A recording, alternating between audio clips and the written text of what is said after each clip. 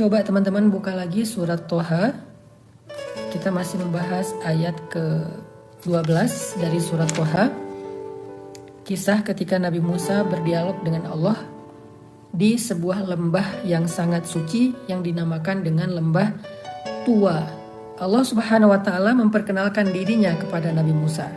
Yang pertama, Allah memperkenalkan diri kepada Nabi Musa dengan kalimat Rabb. Konsep dari nama Rabb ini kemudian diistilahkan dengan rububiyah. Dia menjadi sebuah konsep akidah, konsep tauhid, konsep ma'rifatullah yang dikenal dengan istilah rububiyah. Salah satunya tadi Allah sebaik-baik pencipta, Allah sebaik-baik penjaga, Allah sebaik-baik pemelihara, Allah sebaik-baik pemilik. Udah belum kita meyakini 4 makna Rabb ini dalam kehidupan kita? Kita belajar yakin bahwa Allah menciptakan kita ahsani takwim.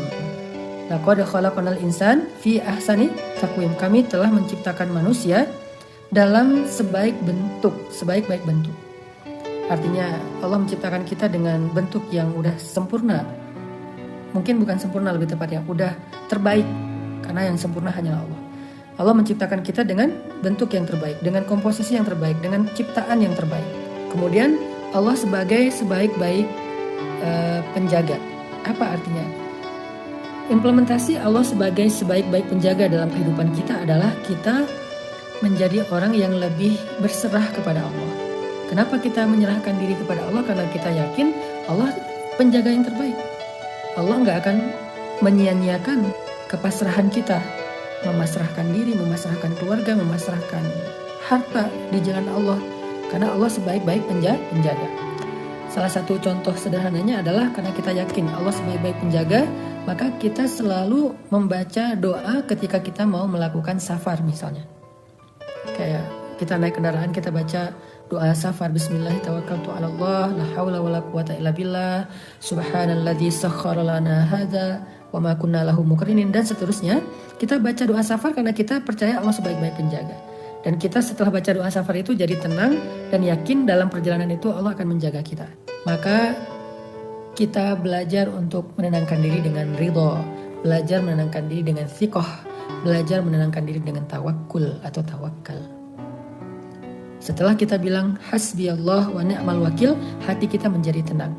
Setelah kita bilang la haula wala quwata illa billah, hati kita menjadi tenang. Berarti kita sudah meyakini Allah sebaik-baik penjaga. Artinya kita gak berdaya, kita gak punya usaha yang bisa kita lakukan, kita udah mentok, kita gak tahu lagi ngapain, maka hanya Allah yang mampu melakukan dengan caranya. Hanya Allah yang berkuasa, hanya Allah yang maha kuat, hanya Allah yang perkasa, hanya Allah yang mampu. La haula wala quwata illa billah. Di situ ada kalimat bahwa kita jadi tahu diri kalau kita tuh gak bisa apa-apa, tapi kita jadi semakin yakin bahwa Allah lah yang maha kuasa. Kemudian Allah sebagai sebaik-baik pemelihara. Allah sebaik-baik pemelihara. Apa artinya? Kita belajar yakin bahwa Allah tuh yang paling baik dalam mengasih rezeki.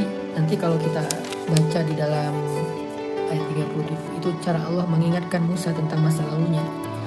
وَلَقَدْ مَنَنَّا عَلَيْكَ مَرَّةً أُخْرَى إِذْ أَوْحَيْنَا إِلَىٰ أُمِّكَ مَا يُوحَىٰ أَنِ اقْذِفِيهِ فِي التَّابُوتِ فَاقْذِفِيهِ فِي الْيَمِّ فَلْيُلْقِهِ الْيَمُّ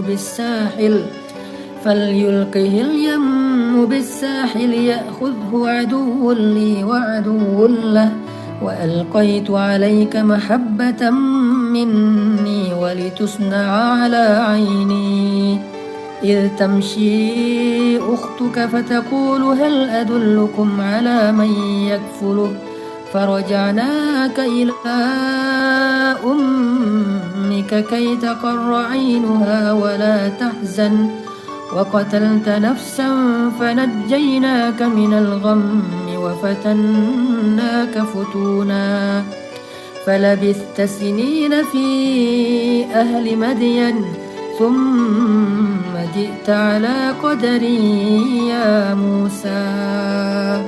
Ini yang tadi saya cerita, gimana cara Allah mengingatkan kembali kepada Musa tentang perjalanan hidup Nabi Musa dari sejak kecil. Allah pengen ngasih tahu siapa yang menyelamatkan kamu dengan cara dihanyutkan ke sungai Nil. Siapa yang menyelamatkan kamu ketika kamu berada di dalam istana musuhmu Fir'aun ketika dia mau membunuhmu saat dia tahu bahwa kamu bayi Bani Israel?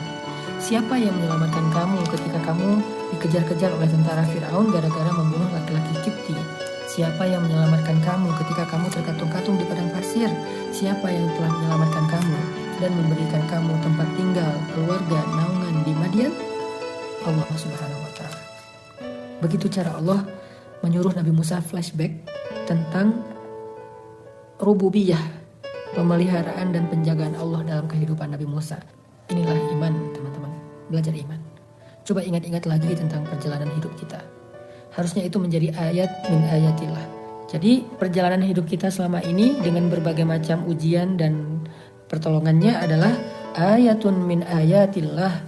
Bukti-bukti di antara sekian banyak bukti bahwa Allah sebaik-baik pemelihara, bahwa Allah sebaik-baik penjaga. Selain membaca Al-Quran, kita juga membaca kehidupan kita sebagai sebuah ayatun min ayatillah. Bukti-bukti di antara bukti kebesaran Allah. Makanya Allah mengatakan di dalam ayat 23 itu kata Allah, linuriyaka min ayatinal kubra. Begitulah kami memperlihatkan kepadamu ayat kami yang besar. Ayat yang besar itu bukti. Ayat itu artinya bukti. Jadi ayat-ayat Al-Quran itu adalah bukti-bukti tentang kebenaran Allah. Bukti-bukti tentang kebenaran syariah. Bukti-bukti tentang kekuasaan Allah. Bukti-bukti tentang keagungan Allah. Di situ dijelaskan bukti-buktinya. Coba kita ingat. Kalau Allah bukan sebaik-baik pemelihara, bagaimana kita bisa berada di dalam majelis ini? Mungkin kita udah celaka karena dosa-dosa kita di masa lalu. Kalau bukan Allah menolong kita, menyelamatkan kita, menjaga kita, mungkin kita udah berputus asa, ya udah binasa, udah celaka. Kalau bukan karena Allah menyelamatkan kita, mungkin kita udah semakin hancur.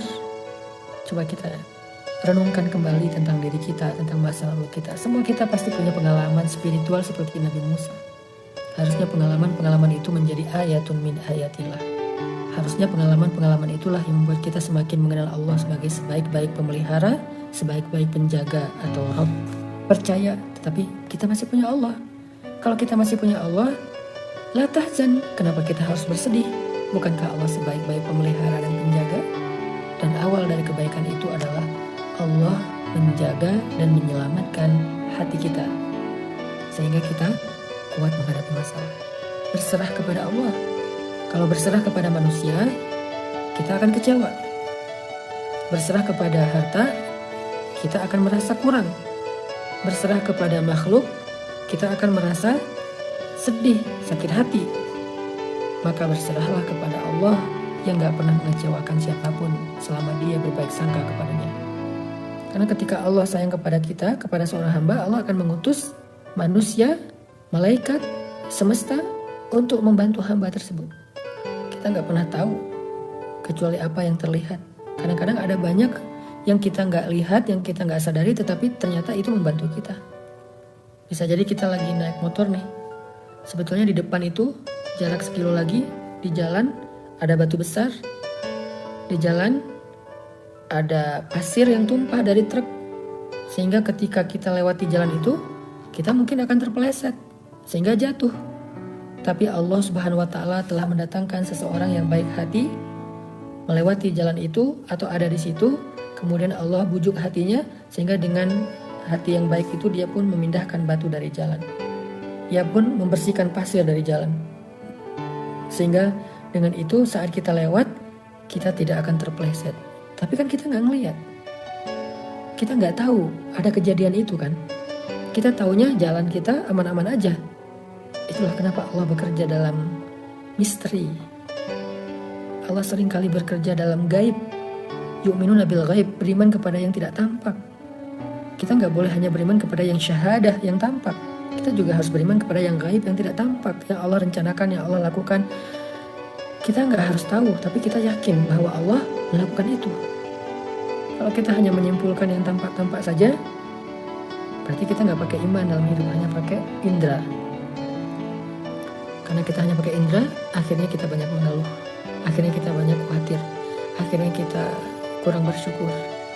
Akhirnya kita gak pernah belajar. Akhirnya kita gak tahu cara berpasrah dan berserah kepada Allah. Karena kita cuma pakai indera yang penglihatan. Kalau kita nggak ngelihat, kita nggak percaya. Padahal Allah bekerja dalam diam. Allah bekerja dalam gaib yang tidak terlihat. Allah mengutus orang-orang baik untuk menolong kita, menyelamatkan kita tanpa kita sadari. Maka jadikanlah pengalaman hidup kita, kalau kita berterima kasih kepada seseorang, maka yang lebih utama lagi, kita berterima kasih kepada Allah karena orang itu. Kita berterima kasih kepada seseorang karena membantu kita. Tetapi orang itu tidak akan membantu kita kecuali Allah yang membujuk hatinya untuk melakukan itu. Maka kita juga bersyukur kepada Allah karena telah mengutus orang yang baik itu untuk membantu kita.